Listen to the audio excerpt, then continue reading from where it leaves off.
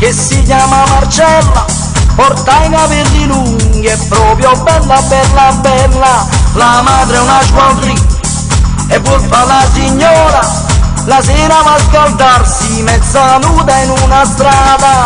E zomba mamma, zomba pure a fi, zomba mamma, zomba pure a fi, che lei è bello, guarda ci assomiglia, che lei è bello, guarda ci assomiglia. E zomba mamma, zomba pure a fi, zomba mamma, zomba pure a fi, si scopre fatta la famiglia, si scopre fatta la famiglia.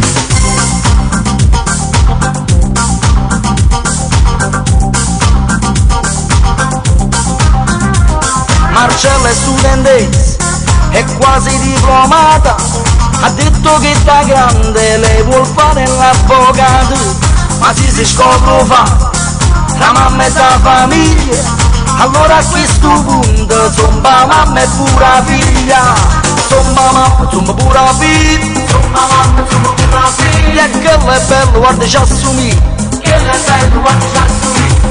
Zomba mamma, zomba pure la figlia, zomba mamma, zomba pure la figlia, e si scopre fatta la famiglia, si scopre fatta la famiglia.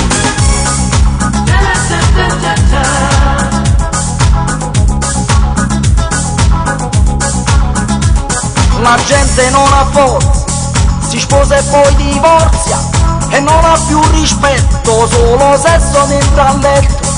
Ed un proverbio antico si tramuta in famiglia, e per l'appunto dice tale mamma tale figlia.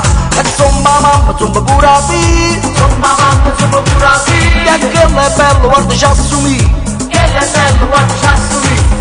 Zomba mamma, zomba pure la figlia, zomba mamma, zomba pure la figlia, e si scopre fatta la famiglia, si scopre fatta la famiglia.